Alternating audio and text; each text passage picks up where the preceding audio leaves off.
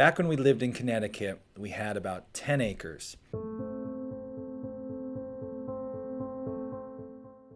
And of those 10 acres, probably only 1.5 were pasture.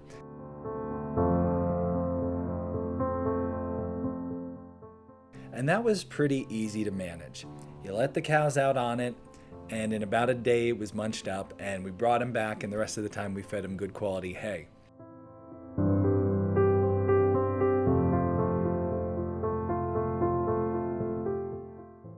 Moving to Pennsylvania, one of the things that we were looking forward to the most was having plenty of pasture for all the animals that we have here at our homestead. And so I dove right in this summer. We got up in that field. We had the cows up there. We had the goats up there. I had my electric strings and twines and nets, stakes, posts, just about everything you could imagine that you might need. And we went up into that field and we made big rectangles and we made circles and we made L's. And we spent hours and hours trying to figure out how to do this the right way.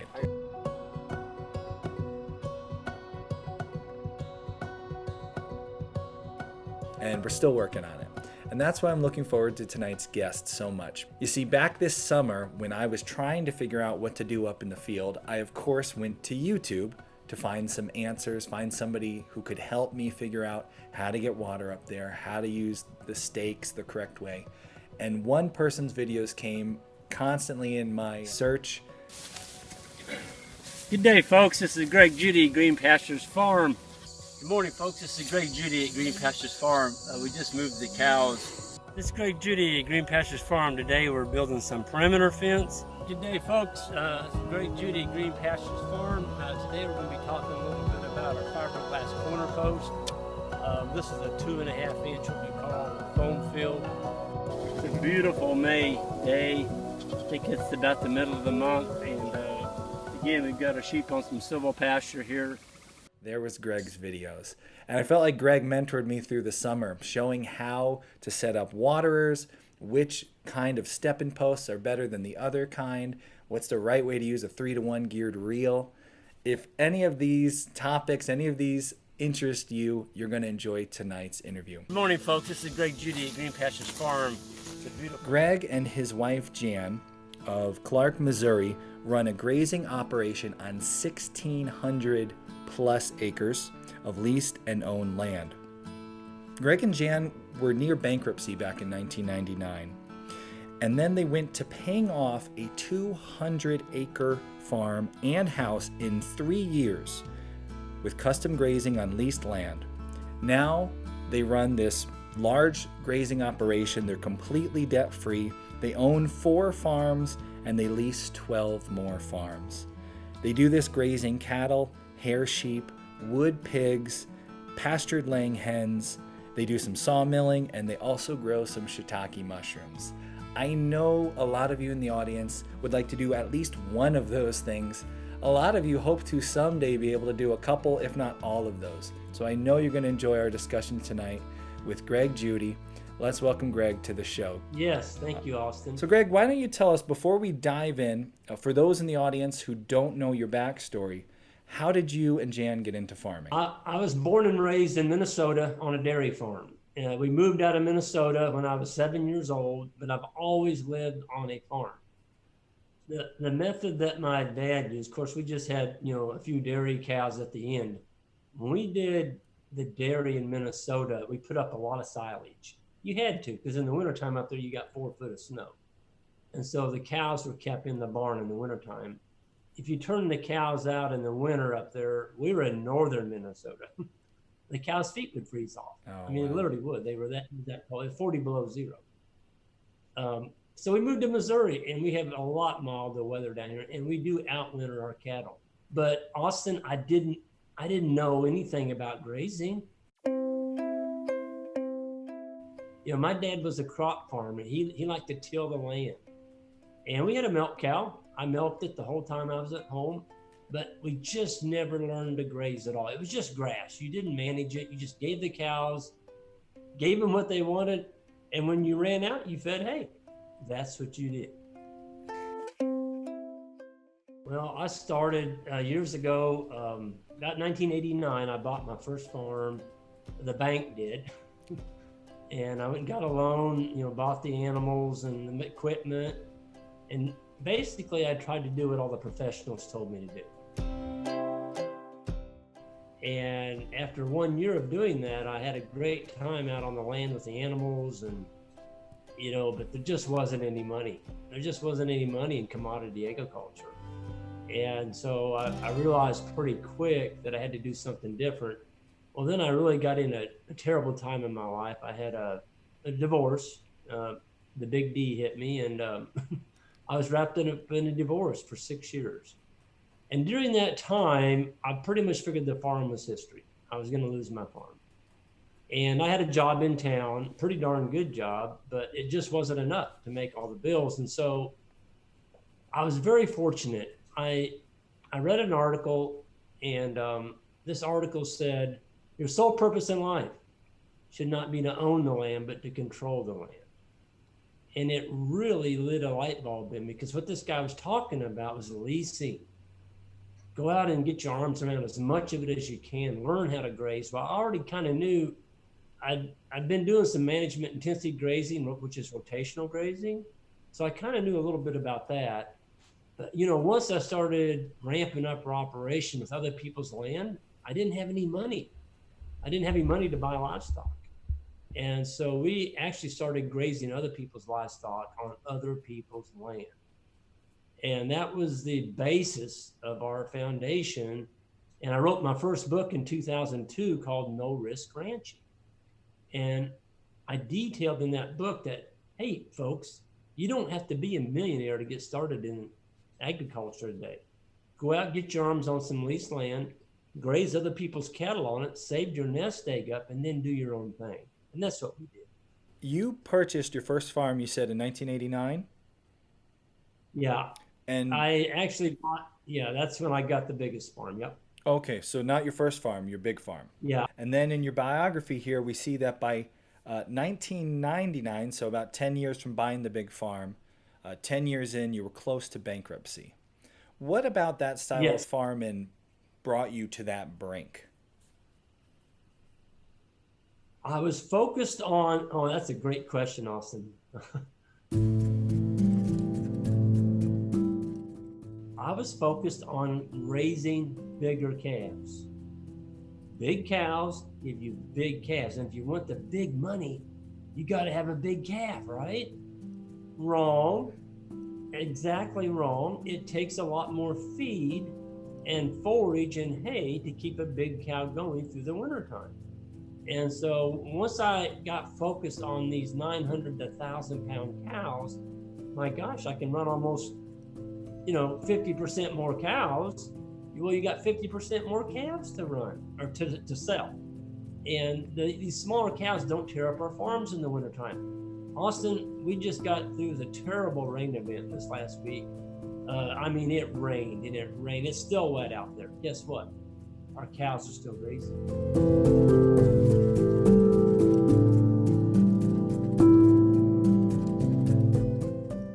Had a guy from Arkansas come up, and he's like, Greg, he said, I can't believe you're down in this bottom. I was in a bottom with 300 head of cattle. They're like a bunch of deer out there. They don't tear up their farm. I'm serious. They just don't leave pug. Yeah. So I was focused on big animals, and I was taught in the wintertime, you've got to feed an animal grain. If you don't, they're going to starve to death. And we were also taught that if you didn't get your grass grazed off by the 1st of December, that grass, your animals would starve to death on that grass in the winter. It wasn't any good. You got to feed hay. That's completely wrong. Austin, I remember the first year of the banker, I went in to make my payment at the end of the year. And he looked me right in the eye and said, Greg, we had a pretty good year. I'm like, well, you might have had a pretty good year, but I sure didn't. I didn't have any money left. He took all my money.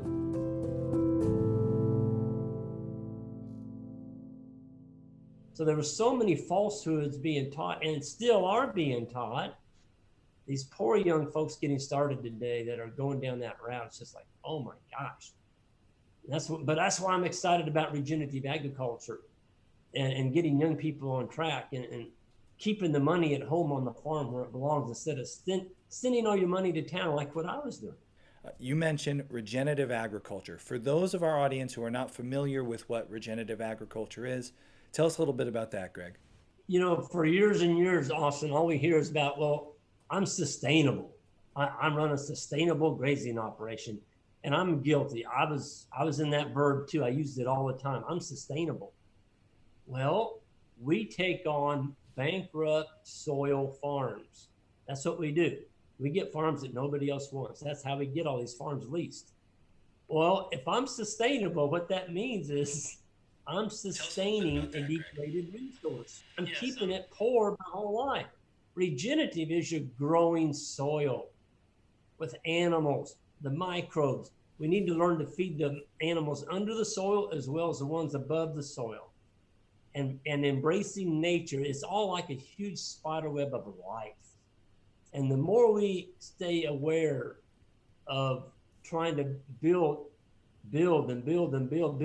compost, this litter bank that our animals are trampling, that bottom down there I was telling you about, there's 300 head on there, been on there 3 days in the rainstorm. You ought to see it. I mean, it's just, I've incorporated thousands and thousands of pounds of organic matter, and the earthworms are now chewing it up. They're chewing it up. They're eating it right now in December. You can go down there and pull the grass back and there's worms eating it. That's exciting to me. That's regenerative. I'm building soil with animals. So that word regenerative, the idea behind that versus sustainable. Sustainable is something that it could keep going. Regenerative, what's the main difference between this approach? The main difference with this approach is we're not looking at spending money to fix something. We're using animals. Folks, I'm going to tell you, Austin, straight up, there are 1 million people out there waiting to extend you their product to help you out of your situation. And every time you open up your pocketbook and give them that money, it usually makes the situation worse. I mean, your billfold's lighter and that problem's still there. And with planning, it's all about plan. You got to have a plan. And we do a practice here. We've termed it mob grazing, planned grazing. Some people call it holistic grazing, but we don't use a calendar. We don't go from day to day. We have a plan. We have a grazing chart. And so everything is planned ahead of time. And the way this grazing works is you have got to remain very flexible. And that's one of the things that we teach at our grazing school that we hold every year here at Judy Farms in May. So for those of you who haven't been following Greg like I have all summer long, he's got an incredible YouTube channel. After you're done watching this video, go ahead and check out the YouTube channel and just dive into these topics. You'll be able to see a lot of things that Greg talks about tonight. They also have a grazing school, and we'll share some links below for all the things, all the ways that you can find out more about Greg and what he's doing. For those who are like in my position right now, Greg, we are at a new farm. We have a decade's worth of homesteading, beginner homesteader experience, which is just enough to have made almost all the mistakes a beginning homesteader could make. And here we find ourselves at a larger farm. We actually have some acreage and we have some animals that we'd like to set loose on. Where does a beginning homesteader or intermediate homesteader who's in a new place like myself, how do they start to look at their property and the animals that they either have or are going to bring on and just start developing this plan that you're talking about, Greg? Yeah, the very first thing that I look at when I go onto a farm, and we're always on the lookout for a new farm if it touches our farms, so we can just incorporate it into this family of our other farms. But the number one thing I look at is fence. Austin, you've got to keep your animals on your farm. And so to me, number one is a good perimeter fence that keeps them on your farm. And whether that's a 5-strand high tensile electric fence, that's what I prefer. It's a lot more economical than building barbed wire or woven wire fence. So that's number one. I've got to get a good perimeter fence. Number two, I've got to have water. Now, if you're just starting out and you don't have a lot of money, and you're willing to work, you can carry water to those animals until you figure out something better. And that might be down the road. You might be able to build a pond or put a solar pump on a stream, pump it up into a tank. And then from that tank, feed your farm from that tank. There's some really good solar pumps out here today that run on solar power. We like to build ponds, and that's because we can catch rainwater here in Missouri. We have a lot of clay.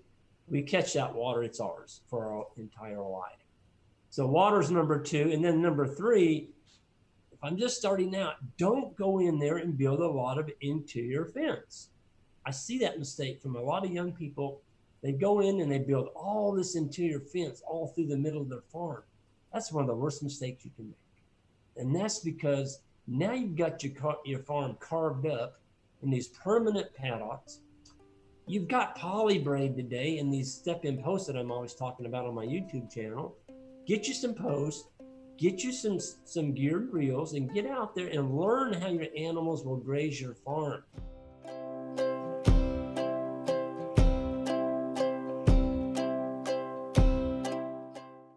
You may find out you don't want any interior fence, because here's the deal. When you put in an interior fence, it limits how you move the animals, especially in the springtime.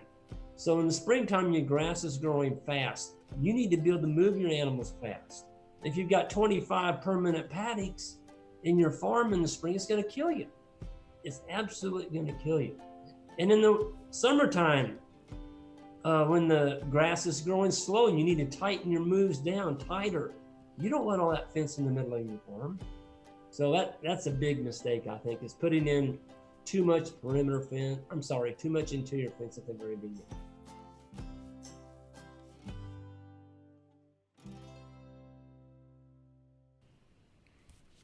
Awesome information, Greg. We have our fences, we have our waterers, a couple other pieces of equipment to consider. Do we need to think about shade for the animals, as far as any other feed for the animals or minerals? Are there any other pieces of equipment someone pasturing some animals is going to need to think about before they get into it? Just a way to catch the animals. You got to have a way to catch them. If you're going to sell something, you need one to go to the butcher, or you've sold, let's say, a bull or some calves, you've got to have a way to catch them. But Austin, with us moving our cows twice a day, I just put out a video about, 5 days ago maybe, of, I have to look, maybe I haven't posted that yet. Anyway, we have a couple of cattle panels. Our animals are broke so well that we can tie this poly braid to that cattle pen and walk our cows from the pasture right into that little pen. You don't need to go out and spend thousands and thousands of dollars to build a big, heavy corral, because your animals get very gentle, and that's because they like you. You know why they like you, Austin? It's because you're giving them a fresh candy bar every morning. Every morning. Hey folks, this is Greg Judy at Green Pastures Farm. It's a beautiful July day, getting toward the end of July. We just moved the cattle into here. Casey and I did. We had them on a neighboring farm, and it's about 8:30 in the morning. They're really going to town. So if you look at the cattle, they're not limited. If you look for the death triangle on the hip bone, all the cows are full. So they're just filling up more, okay? That's how you get fat cattle. They come in the paddock, they're full, and then they actually start eating again. They know that I'm not going to hurt them. My animals love me to death.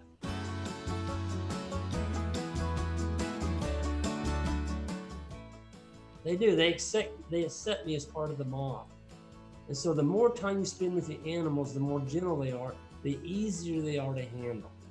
You don't need a big, heavy-duty steel corral. You don't need dogs biting at your cattle. You don't need to get on a horse. Go out there, be quiet, keep your hands in your pocket, no metal banging noises, and walk your cows where you want. I noticed when we first got the cows, I didn't work with them much. They were my wife's cows, and she did all the work with them. It wasn't until this year that they actually became friendly with me. And it was because, although I was fumbling and bumbling around trying to figure it out, but every day at the end, they were on fresh grass and they became very friendly. They definitely got to be more friendly with me, to the point where now I can go out there even in the winter. We don't do any winter grazing yet. We're not ready for it. But they like to see me now. They'll come up. The calves don't yet, but hopefully we'll get them there.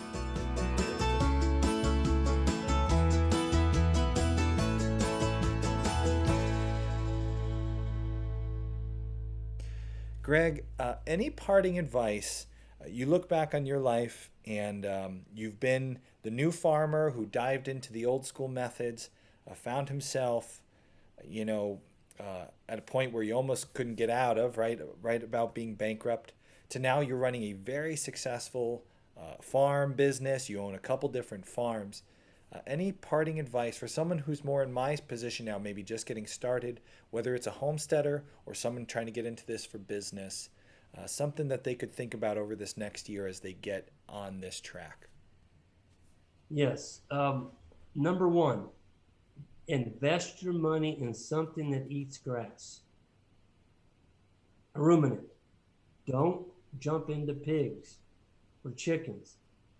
You can have a few to eat and raise for your family or sell to your friends, but I wouldn't ramp that part of it up.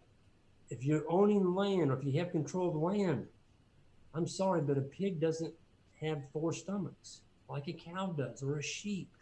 These animals can make it 100% on 4 each.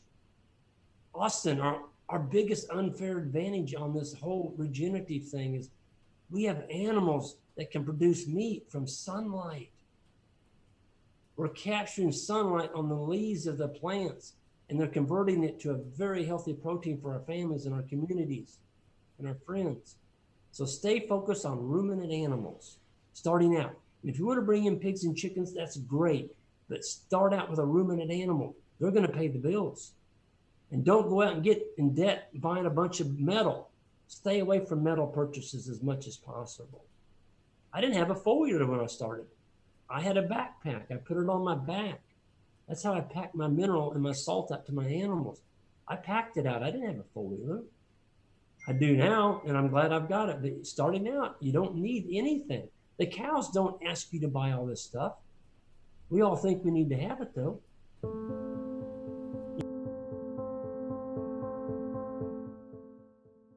So be willing to work hard, have passion, read as much as you can, associate with other people that are doing a better job than what you are. Find that person and go work for them. If you're young, you're not settled down, or even if you're settled down and you want to really make a go of this, find somebody to do an internship with.